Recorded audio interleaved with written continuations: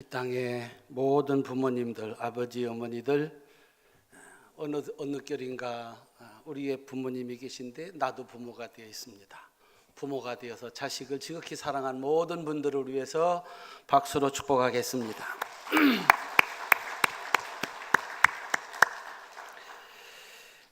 인천에 가면 아기가 아프면 달려가는 병원이 하나 있었습니다. 자선소아과라고 하는 병원이었습니다.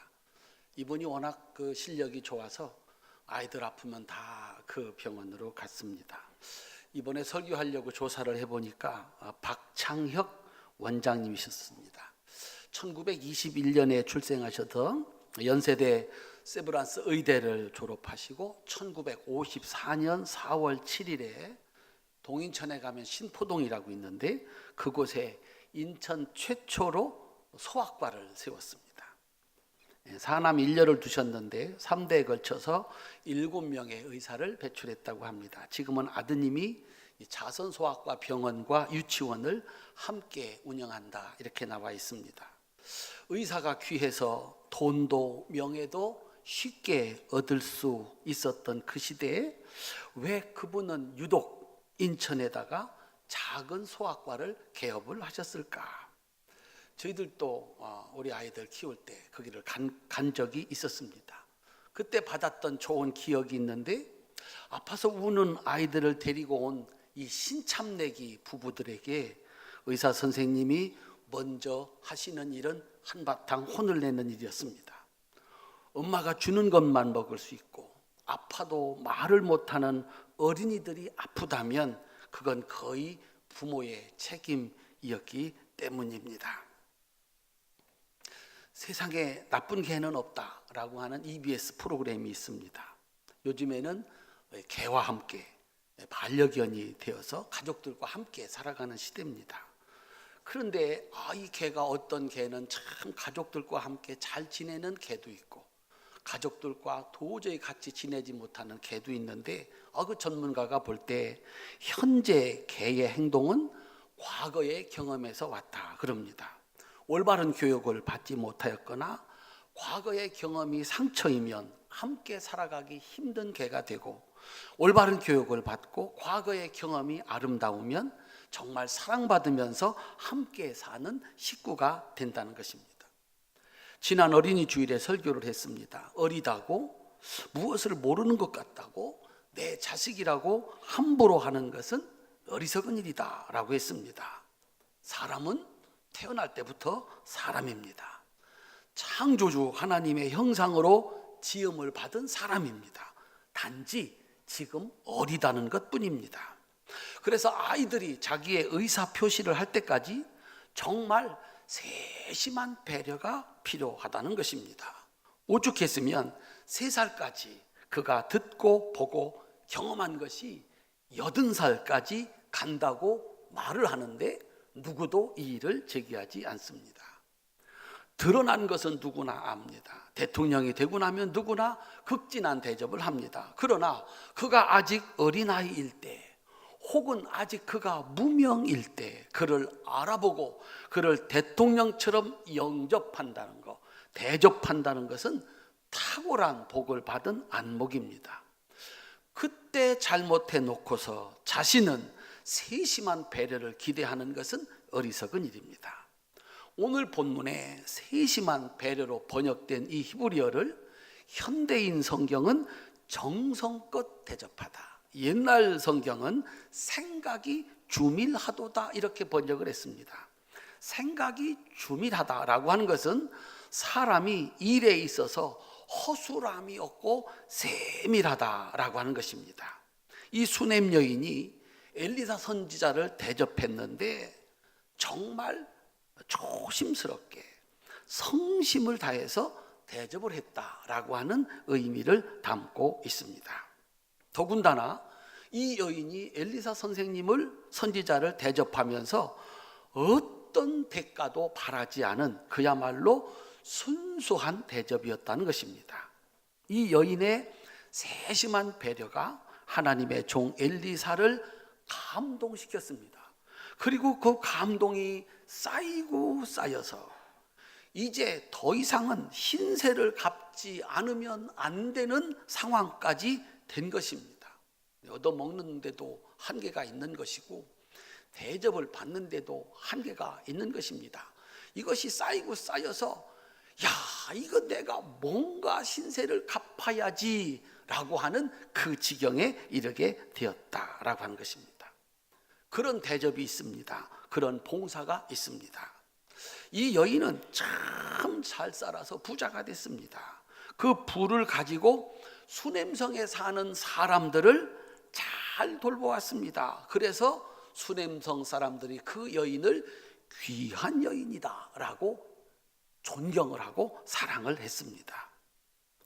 엘리사는 그녀가 보여준 세심한 배려 그대로 이 여인에게 무엇인가를 돌려주고 싶었습니다. 무엇이 필요하냐? 저는 필요한 게 하나도 없습니다. 한번 따라합시다. 나는 필요한 것이 하나도 없습니다. 잘 살아서 부자가 됐잖아요. 그 부를 가지고 수냄성에 있는 어려운 사람들을 잘 도왔잖아요. 그에게는 부도 있고 명예도 있어요. 뭐가 필요하겠습니까? 누구한테 도움을 받을 그럴 이유가 없는 것입니다. 그러니 도와줘야 되겠는데, 신세를 갚아야 되겠는데 갚을 길이 없는 거죠. 그래서 선지자는 이 여인이 필요가 없다고 하는데 이 여인에게 정말 필요한 것이 무엇인지를 찾아보았습니다. 돈도 있고 명예도 있고 모든 것을 다 가지고 있는데 이 여인에게 자식이 없었습니다. 자식이 없다는 것은 장래에 소망이 없다는 것입니다. 자기가 죽으면 그것으로 다 끝난다는 것입니다. 그래서 이 엘리사는, 하나님의 종 엘리사는 사람이 줄 수 없는 세 가지 축복으로 여인의 세심한 배려에 대해서 보답을 합니다. 생물학적으로 소망이 완전히 끊어진 그녀에게 아들을 축복으로 주시고, 그 아들이 자라다가 알 수 없는 질병으로 죽었을 때 그 아들을 다시 살려주시고, 7년 대가뭄이 들어 그 부유한 여인도 살 길이 없을 때 그 7년 가뭄을 피할 수 있는 길을 알려주고, 잃어버렸던 땅과 재물을 다시 찾아주는 축복을 그에게 주었습니다. 이 축복을 불러온 것은 여인의 세심한 배려였습니다. 그녀의 세심한 배려에 엘리사도 세심한 배려로 축복을 했습니다. 하나님의 축복을 받은 이 귀한 여인의 세심한 배려, 세상에는 없는 하늘의 축복을 받게 한 이 세심한 배려를 오늘 함께 우리가 배워서 여러분들에게도 이 세심한 배려가 있고 하나님께서 여러분들을 세심하게 배려해 주시는 축복이 있으시기를 주님의 이름으로 축원합니다. 이 여인의 세심한 배려 첫 번째 단계는 뛰어난 관찰력입니다. 따라합시다. 뛰어난 관찰력. 9절입니다. 함께 읽겠습니다. 여인이 그의 남편에게 이르되 항상 우리를 지나가는 이 사람은 하나님의 거룩한 사람인 줄을 내가 아노니.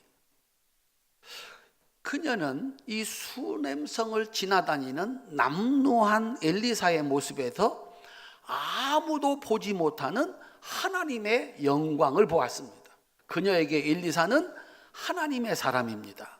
엘리사를 대접하는 것은 하나님을 대접하는 것입니다. 그러니 그녀가 얼마나 조심스럽게 정성스럽게 엘리사를 대접을 했겠습니까?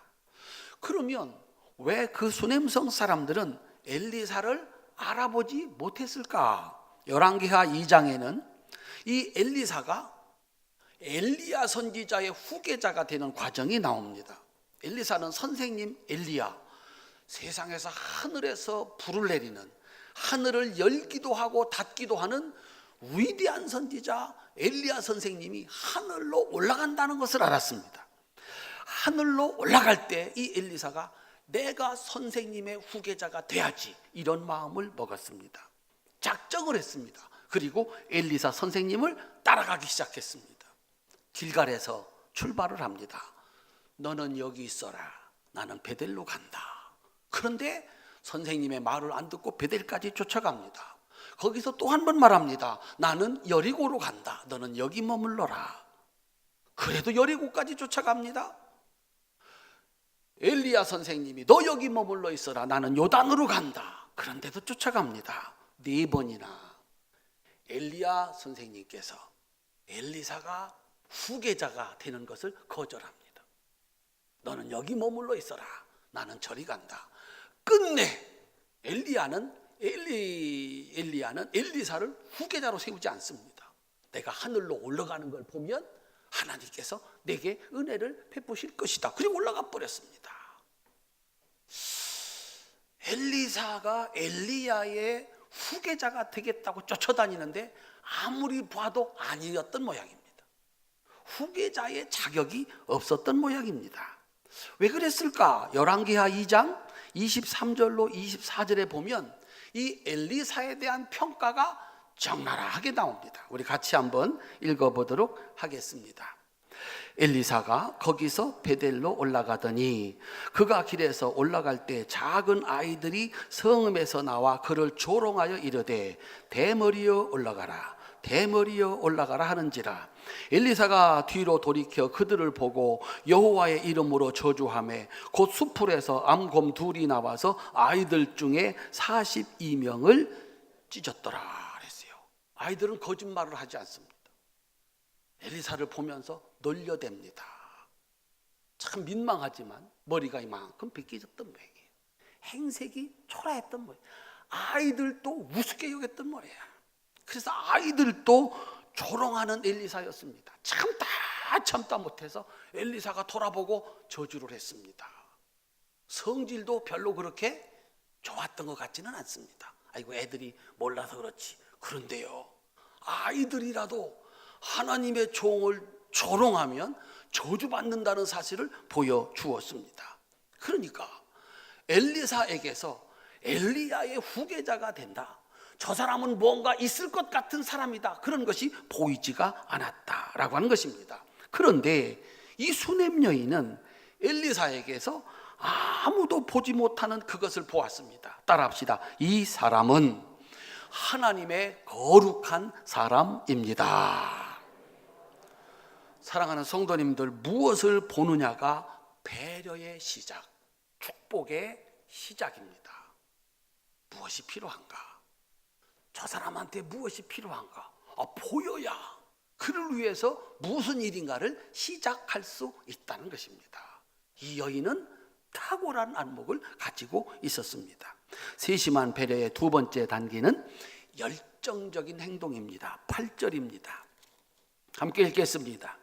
하루는 엘리사가 수넴에 이르렀더니 거기 한 귀한 여인이 그를 간권하여 음식을 먹게 하므로 엘리사가 그곳을 지날 때마다 음식을 먹으러 그리로 들어갔더라. 따라합시다. 간권하여.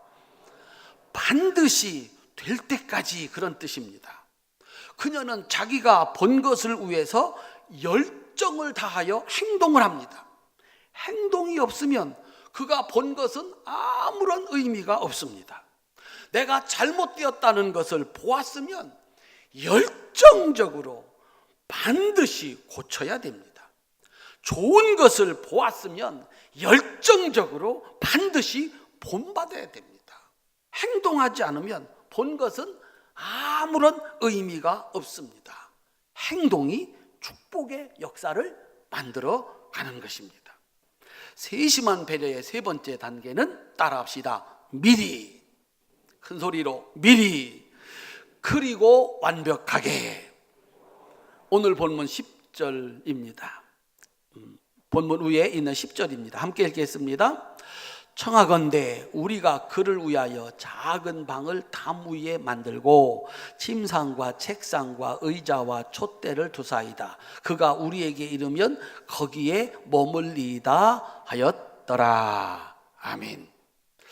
자신의 필요를 스스로 해결할 수 있는 사람에게 세심한 배려는 필요가 없습니다. 자기가 다 가지고 자기가 필요한 거 쓰고 먹는데 누가 그를 위해서 세심한 배려가 필요 없습니다. 자신에게 필요한 것이 있다고 당당하게 말하는 사람에게 세심한 배려는 필요가 없습니다. 그가 원하는 대로 주면 됩니다. 문제는 정말 필요한데 말하지 못하는 사람입니다. 굶어 죽는 한이 있어도 먹을 것을 달라고 하지 못하는 경우입니다. 싫어도 싫다고 말할 수 없는 경우입니다. 그때에 세심한 배려가 필요합니다. 관찰을 해야 됩니다. 그의 필요를 미리 알아야 됩니다. 그의 자존심을 상하지 않게 해야 됩니다. 그로 부끄럽게 해서는 안 됩니다. 조심스럽게 따라합시다. 해 보세요. 애들도 아를 잘 안 하는데 어머니가 아버지가 하겠느냐. 집에 가서 연습할 거 미리 한번 연습해 봅시다. 옆에 있는 분 쳐다보고 해 보세요. 어머니 부끄럽지 않게, 아버지 부끄럽지 않게. 귀한 여인이 첫 번째 제공한 것은 밥입니다. 남루한 나그네 선지자에게 꼭 필요한 게 첫 번째가 먹는 것이었습니다. 그런데 그가 진정한 선지자라면 배가 고프지만 자기가 가르치는 사람에게, 가르쳐야 되는 사람에게 먹을 것을 달라고 하기가 쉽지가 않습니다. 내가 아무리 배가 고파도 먹을 것 좀 내놔라 라고 얘기하기가 쉽지 않다는 거예요. 옛날에 시골에서 목회하시는 전도사님들, 목사님들 먹을 게 떨어진 거죠. 신자들은 배불리 저녁 먹고 와서 목사님, 전도사님 식사했지요. 그럼 뭐라고 했을까요? 이 얼굴이 식사한 얼굴 같으냐? 밥 못 먹었다 그러겠습니까? 뭘 한 대 좀 먹고 먹었다고. 그게 진짜 선지자 아닌가? 진짜 목사가 아닌가? 여인은 알았습니다. 이 선지자에게 필요한 것은 먹을 것이다. 여인이 첫 번째 제공한 건 밥입니다. 그것도 몇 번을 거절했는데 간권해서 데려다가 먹였습니다. 우리 성도님들 누구한테 대접하고 싶은데 아이고 됐다고 그러면 됐냐고 그러면 안 된다. 가자고, 됐다고, 가자고, 됐다고. 반드시 데리고 가서 밥을 대접하는 것, 그것을 간권이라고 그래요. 둘째는 선지자에게 필요한 것이 무엇인가? 쉴 곳이고, 셋째는 성경을 읽고 공부할 책상입니다. 밥을 얻어먹은 것도 고마운데 방과 책상을 당당하게 요구할 수 없는 것, 이게 진짜 선지자입니다. 여인은 그 선지자를 위해서 미리 넉넉하게 완벽하게 자존심의 상처가 되지 않도록 세심한 배려를 합니다. 문제는 그날뿐만 아니라 이 여인은 늘 모든 사람에게 그랬던 것 같습니다. 그래서 귀한 여인이다 라고 하는 평가를 받은 것입니다. 오늘도 그 여인은 선지자에게 귀한 여인이 된 것입니다. 그녀는 선지자로부터 어떤 것도 받을 것으로 생각하지 않았습니다. 선지자가 주려고 하는 것, 관리한테 필요한 거 있느냐, 힘 있는 사람의 도움이 필요하냐, 그런 거 필요 없습니다. 존경받으며 사는 여인에게 무슨 사람의 도움이 필요하겠습니까? 그런 것이라면 여인에게 넘치도록 있었습니다. 그래서 저에게는 필요한 것이 없습니다 라고 얘기를 한 겁니다. 이번에는 선지자가 고민이 생겼습니다. 신세는 갚아야 되겠는데 이 여인은 필요 없다고 하고, 따라합시다. 내가, 큰 소리로, 내가 무엇을 줄 수 있는가? 엘리사는 생각을 하고 조사를 했습니다. 그랬더니 여인에게 필요한 것이 있었습니다.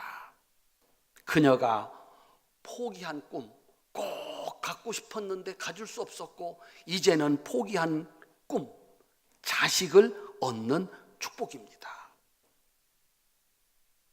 그 자식이 살다가 잘 크다가 병명도 알지 못하고 죽었을 때 소망이 끝났습니다. 죽었는데 무슨 소망이 있습니까? 그런데 엘리사는 그 죽은 아들을 하나님의 권능으로 살려냅니다. 7년 동안 가뭄이 드는데 아무리 부자라도 먹을 것이 없습니다. 그 가뭄을 피할 수 있는 길을 알려줍니다.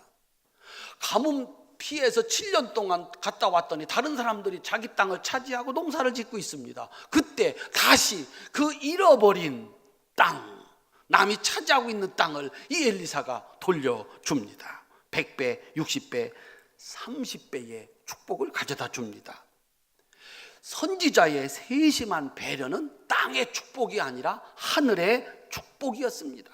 그래서 땅에는 없는 하늘의 축복이 그녀에게 선지자의 세심한 배려로 꼭 필요한가. 그래서 없는 것을 있게 하시는 은혜, 불가능한 것을 가능케 하시는 은혜, 100배, 60배, 30배 은혜를 이 여인이 받았습니다. 이 축복은 여인의 세심한 배려에서 시작이 되었습니다. 로마서 16장은 사도 바울이 마지막 그의 사역을 다 마치면서 고마운 사람들의 이름을 쭉 열거합니다.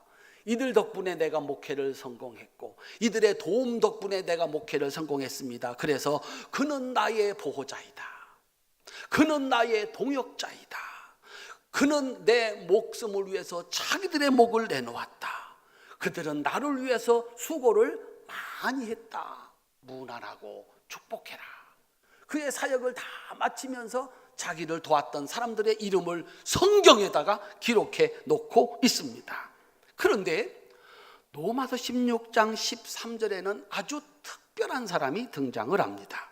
주 안에서 택하심을 입은 누포와 그의 어머니에게 문안하라. 그의 어머니는 곧 내 어머니니라. 따라합시다. 그의 어머니는 곧 내 어머니니라. 누포의 어머니는 내 어머니다. 그렇게 얘기를 합니다. 무슨 뜻일까요? 이 누포의 어머니가 마치 사도 바울을 어머니처럼 돌봤다. 어머니가 한 게 뭡니까? 같이 일하는 게 아닙니다. 목숨을 내놓는 것도 아닙니다. 어머니는 자식의 입을 것과 자식의 먹을 것을 책임지는 겁니다. 이 누포의 어머니가 다른 것 하지 않고 바울이 먹고 그 다음에 입고 이 육체, 이 바울의 육체적인 필요를 세심하게 배려해서 그를 도운 것입니다. 그러면 이 누포의 어머니는 왜 다른 것을 젖혀두고 예수님의 몸을 위해서 먹을 것과 입을 것을 위해서 그것으로 봉사를 했을까? 누포의 아버지는 예수님이 골고다 언덕길 올라갈 때 십자가를 대신 지고 간 구레네 시몬입니다. 어거지로 붙잡혀서 예수님이 지셨던 그 십자가를 지고 대신 올라갑니다. 이 구레네 시몬이 예수님의 십자가를 대신 지고 가면서 무슨 생각을 했을까요? 이 무거운 십자가를 저렇게 기운이 다 탈진해서 걸을 힘조차 없는데 이걸 지고 간 그 십자가의 무게를 구레네 시몬은 유일하게 몸으로 경험한 사람입니다. 예수님이 그 십자가에 달려 돌아가실 때, 그리고 그분이 부활하셔서 승천하실 때 구레네 시몬은 무엇을 생각했을까요? 성경에는 나오지 않습니다. 집에 돌아와서 아들 앉혀놓고 부인 앉혀놓고 뭐라고 얘기를 했을까요? 아들과 어머니는 아버지 말을 듣고 남편 말을 듣고 예수님 대신해서 사역하는 사도 바울을 도움에 있어서 다른 것으로 돕지 않고 사도 바울의 몸의 필요, 입을 것과 먹을 것을 위해서 완벽한 서비스를 한 겁니다. 세심한 배려를 한 겁니다.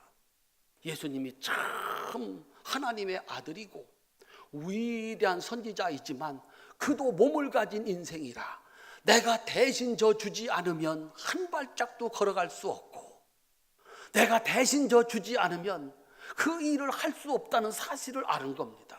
몸의 중요성을 안 거죠. 그래서 먹을 것과 입을 것을 제공한 것입니다.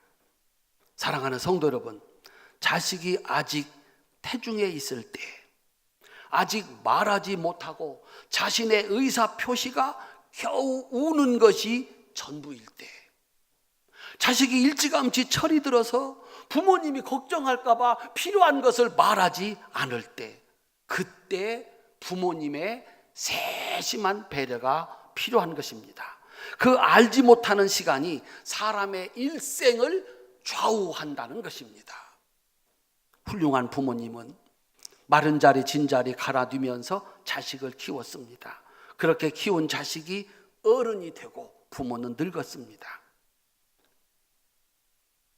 자신의 필요를 스스로 해결할 수 있는 부모님에게 자식의 도움은 별반 의미가 없습니다. 이것 해달라 저것 해달라 요구하는 부모님에게 자식의 세심한 배려는 필요치가 않습니다. 해달라고 하는 대로 해드리면 됩니다. 문제는 정말 필요한데 말을 하지 못하는 부모님입니다. 자신의 몸보다 자신의 필요보다 여전히 자식을 먼저 생각하는 부모님이 문제입니다. 진짜 부모님은 어떤 필요가 있어도 자식이 걱정할까 봐 하지 못하는 게 이게 부모님의 마음입니다.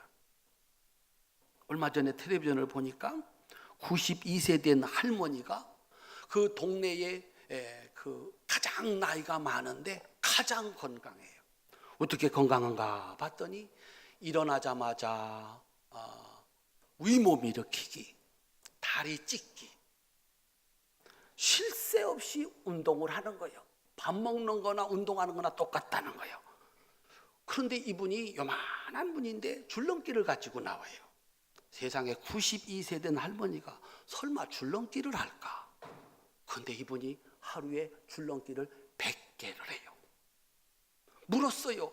왜 그렇게 운동하셨냐고. 건강하게 오래 살고 싶어서 운동하시냐고. 그랬더니 이분이 이렇게 얘기를 해요. 10년 전에 위암 수술을 4번이나 했는데 또 아프면 자식들에게 피해를 끼칠까 봐 죽기 살기로 운동을 한다는 거예요.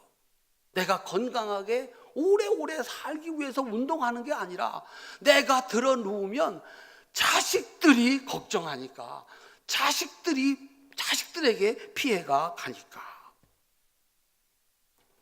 부모님의 세심한 배려 속에 자라서 어른이 된 사람 잘 살 겁니다. 이제는 부모님으로부터 더 받을 것이 없을 정도로 잘 살 것입니다. 이제 필요한 것은 부모님입니다. 그때 필요한 것이 세심한 배려입니다. 수넴 여인이 엘리사에게 드렸던 세심한 배려, 선지자가 그녀에게 주었던 세심한 배려. 여인은 선지자 마음 상하지 아니하도록, 자존심 상하지 아니하도록 세심하게 그가 먹을 것과 쉴 것과 일을 잘할 수 있도록 도왔고, 선지자는 그녀가 요청하지 않아도, 그녀가 필요한 것이 없다고 말했을 때 찾아서 정말 그녀에게 필요한 것을 제공한 것, 이 은혜와 축복이 우리 모두에게 있기를 하나님은 바라십니다. 그래서 십계명에다가 이걸 심어놨습니다. 신명기 5장 16절, 너는 네 하나님 여호와께서 명령한 대로 네 부모를 공경하라. 그리하면 네 하나님 여호와가 네게 준 땅에서 네 생명이 길고 복을 누리리라.